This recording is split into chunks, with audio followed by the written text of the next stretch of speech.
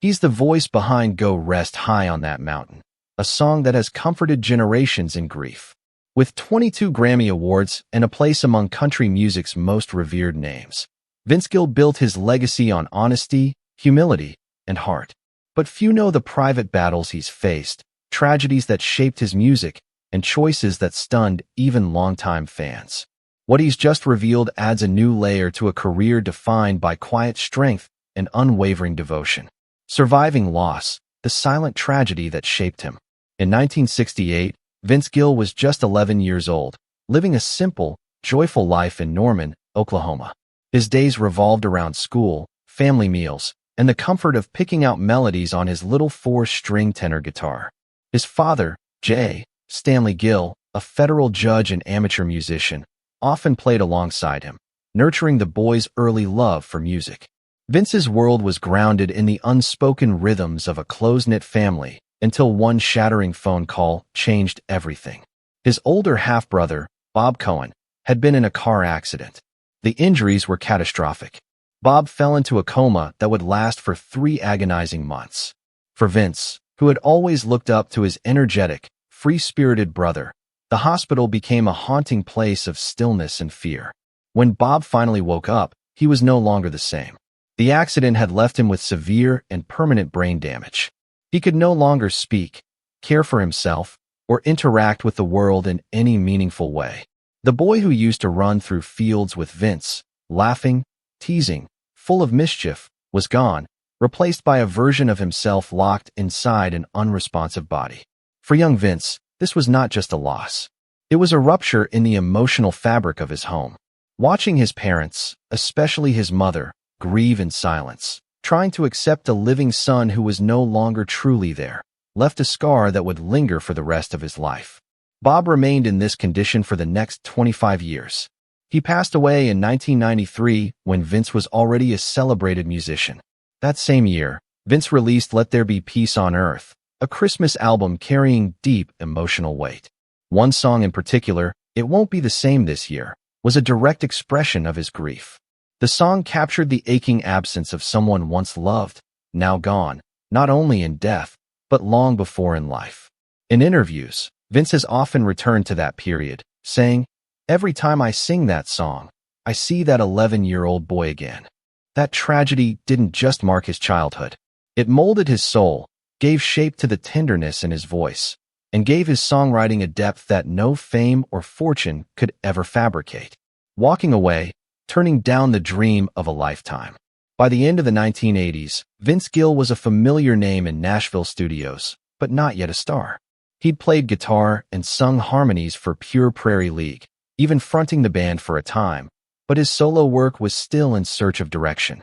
Signed to RCA Records, Gill released 2 albums, The Things That Matter and The Way Back Home, that were musically solid but commercially quiet. Critics praised his voice. Fellow musicians called him one of the best guitar players around, but the charts remained unmoved in a city that worshipped hits. He was in danger of becoming one more almost famous story. Then came a phone call that would tempt even the most grounded artist. Mark Knopfler, the legendary frontman of Dire Straits, wanted Vince Gill to join the band. At the time, Dire Straits was one of the biggest rock acts in the world, coming off the global success of Brothers in Arms and stadium tours that sold out within hours. Knopfler had long admired Gill's musicianship, especially his fluid guitar phrasing and the effortless honesty of his vocals. The invitation wasn't just for a session. It was to become a full-fledged member. It was, by all definitions, a golden ticket. Crossover fame, European audiences, arena stages. Most artists would have said yes before the sentence was finished, but Vince hesitated, and then he declined.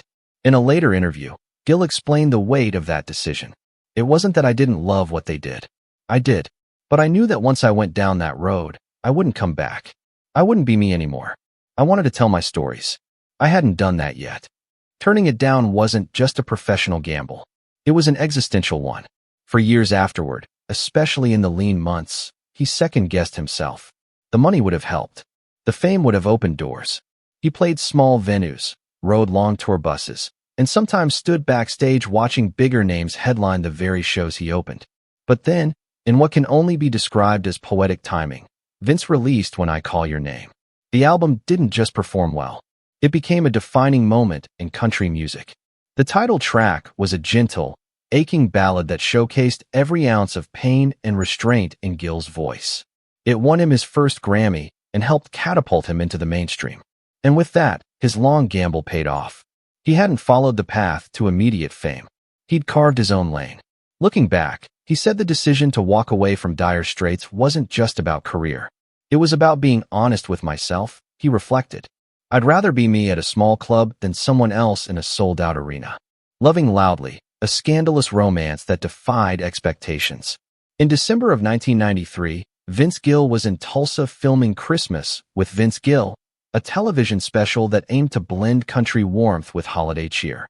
Producers had lined up a special guest, Amy Grant, the reigning queen of Christian pop. Her presence alone brought star power, but when she walked into the rehearsal room, something entirely different shifted. Vince noticed her immediately. Amy, tense from a busy travel schedule and the pressure of constant public scrutiny, wore her worry visibly. Vince, ever the gentle soul, broke the ice with a disarming smile and a line she would never forget. "Hey, unknit that brow. It's going to be okay." It was simple, but it struck her. It wasn't flirtation. It was compassion. That evening, they performed together with seamless ease. Their voices blended naturally, as though they had been singing together their entire lives. It was supposed to be just one show, one song, one moment. But that moment planted something, subtle yet unmistakable. Over the next few years, they crossed paths again for more holiday concerts. Then Amy invited Vince to sing a duet on her upcoming album. The track was House of Love, and while the lyrics spoke of romance, the real story was unfolding between the lines. At the time, both Vince and Amy were married.